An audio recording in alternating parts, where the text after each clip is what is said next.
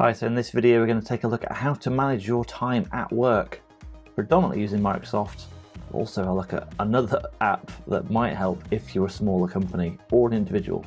So stick around until the end to find out what that is. I'm Gavin Jones, founder and director at MeeTime, where we help organisations be more efficient and increase well-being, happening to use Microsoft 365 more effectively at work. If you're interested, or even got an inkling that you could be more efficient, or you want to increase well-being, or you want to increase sales, or you're in a period of growth and you just want to sort out all the chaos of collaboration, book a call using the link in the description below and see if we are a good fit to work together. If you don't want to do that and you just want to stay tuned, click the subscribe button and the bell icon. It's got new videos on Microsoft at Work coming out at least every week. So if you want to manage your time at work, well, firstly, you can't manage time. You can only manage what you do within it.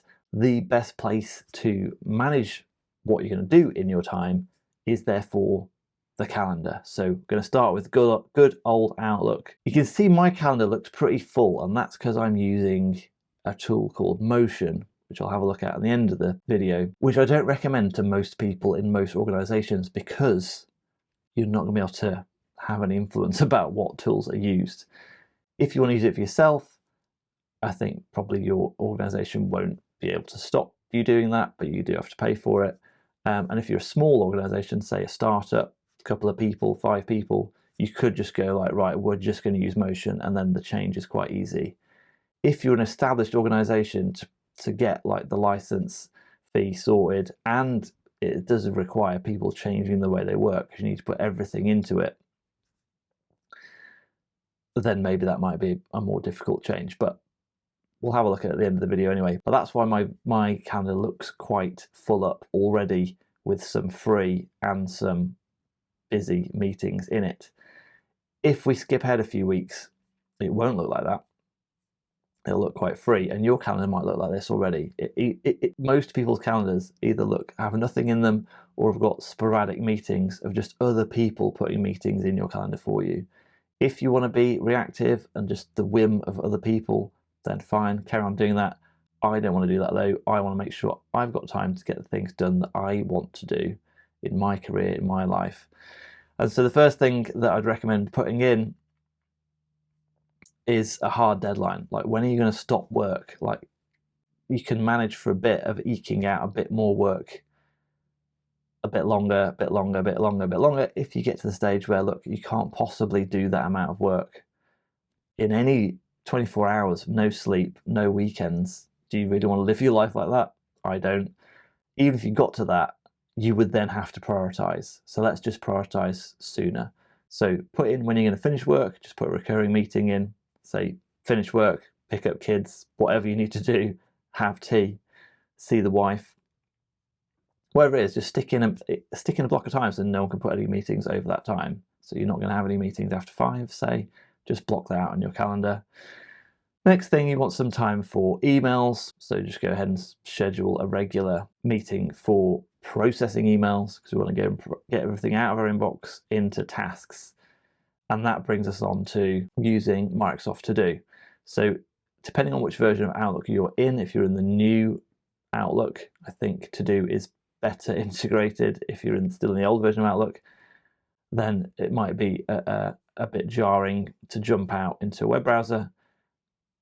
Mostly the web version of Outlook now is going to be ahead in development of the others, and it's now pretty good. If you tried it in the past and thought it was rubbish and moved back to your desktop app, if you're just using one email account and just doing like normal stuff without being too complicated, the web version of Outlook is actually fine. And it's got this little bar here, so if you click this little calendar tick thing, it pops out. Either you can see your calendar alongside your calendar, or you can see it alongside your emails as well, or you can see Microsoft To Do. And if Microsoft To Do is a separate app, you can have a separate web app, you can have a separate desktop app, where it's just your tasks predominantly, unless you choose to share them, a bit like OneDrive. Just your tasks, and you can have it in buckets of stuff like I've got down the left-hand side, expandable areas, project lists, whatever you want, tasks, subtasks, due date, however complicated you want to make it. But if you drag an email off and into add a task, then you can make a task about that email and it's linked. So you've got a little email icon. If we just archive that email, it'll still go and find it. So let's archive that one. And if we click back on this email here, it's going to pop open and it's still found it even though it's an archive. If you move it to like an offline archive, clearly it won't be able to find it. So if you're still using an old school .ost sort of archive, just don't use that. Just use the online one. You've got loads of space. Don't worry about it for most people. You can rename that task. So this one was an email saying it's all sorted, so we don't actually need to do anything. But I don't know. Say it was even if it was a reply to email or reply to Jane. If it takes more than 2 minutes, add it a task. If it takes less than 2 minutes, just do it right now. But there's loads of stuff that takes more than 2 minutes that you don't realize. That's why we just want time to process emails and then time to do stuff. So now we've got it in our to-do. Now we need to actually go, like, when are you going to do that task? So if we flip onto the calendar, say we go to a more blankish week, if we drag that then onto our calendar, we can then see how much time we're going to need to do that. And see it's got a little task icon there. Doesn't link it, unfortunately, but it does know that it's come from a task, so at least you can see which ones are tasks and which ones aren't. And you can change that in a little emoji if you wanted to as well. But block out all of the time that you think you're going to need to do your tasks, and then just follow your calendar. Just do what you've already said you're going to do. Make a commitment to yourself, follow through that time, and your calendar will start to look quite full up. If you wanted to, you can go and edit it, pop that open a little bit bigger, and go and show that as either tentative or free if you just wanted a reminder to go and do the task, and still wanted to have that time available for other people to book meetings over the top of that. That's one thing. Another thing you could do is if you went to your email, you could use Viva Insights, if we can, apps, Viva Insights, and we could go and book time to focus. We can turn on focus time. We can help prepare for your meeting, so it puts time before and after each meeting if you wanted to. You can plan your time away. Loads of stuff in Viva Insights, which I've covered in other videos, including one that just blocks out blocks of time for you, which you can do in the morning. So if you don't know what you need to do yet, but you do know that actually your morning's the most productive time, which is for me, you might just want to block out the mornings, and the Viva Insights can help you do that. And if there's something already in your calendar, it'll try and schedule some other focus time around those meetings. So it's better than just doing a block booking yourself. If you want to know more about how to be more productive at work in your personal life and go through this in a bit more detail, I've got a full course that's available directly on YouTube. If you click the join button beneath this video in the MeeTime Mastermind, you get access to 3 courses as we're uploading them right now: Teams Essentials, Personal Productivity, and another course that used to be sold to organisations for over £6,000, all for 50, whatever your currency is, about 50 quid a month. And you get weekly live Q&A with me when I'm available. Just book it enough in advance, and you can have it every week as long as one person books in. It's a group call, and that will help you be more efficient at work yourself. Now, changing the whole organisation is a lot more tricky than that, and that's where we help provide consulting services. We'll come in, see how your organisation is working together, and recommend some ways that they can improve. Happening to use Microsoft 365 to do that, because pragmatically you're already paying for it and probably aren't getting the most out of it. If you're interested in that, or even have an inkling that you might be a little bit inefficient in your organisation, or collaborate not very well, or have stuff everywhere, or have too many ways that people are getting pinged about stuff, book a call using the link in the description below, and we'll have a chat and see if we might be able to help you out.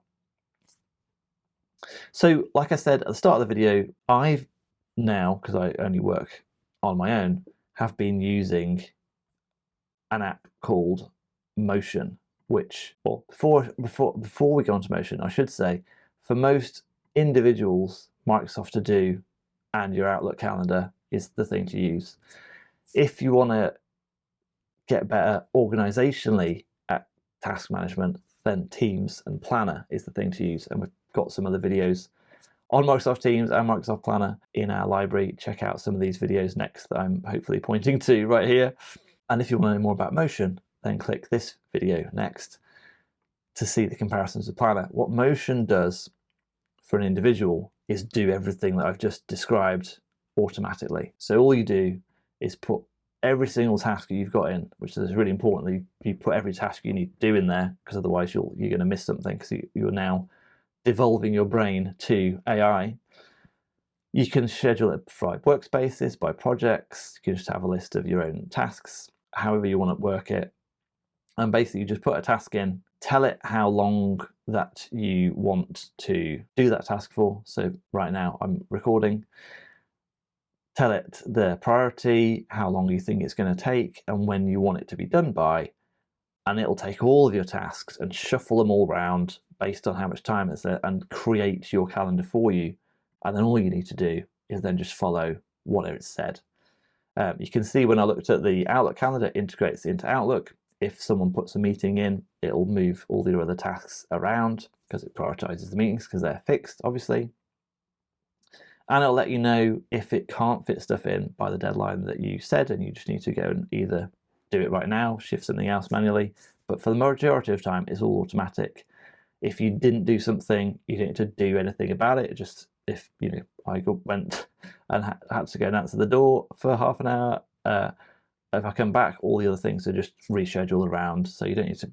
It's not admin heavy, and it does work for Teams. Although I haven't tried it for Teams, it works across team members as well. So you can assign other people things. It looks in everyone's calendar, and it's the only app that really gets task management and scheduling sorted, because like Microsoft Project has like resource management in, you're just manually putting in how many hours you think it's going to take that person, and you're sort of assuming they've got nothing else to do apart from that project, which isn't the case in a lot of reality, in a lot of businesses, a lot of organizations. So pragmatically, being able to schedule your little mini project for everyone else around everything else that they've got going on, and you can help prioritize things for them. Motion is amazing at that.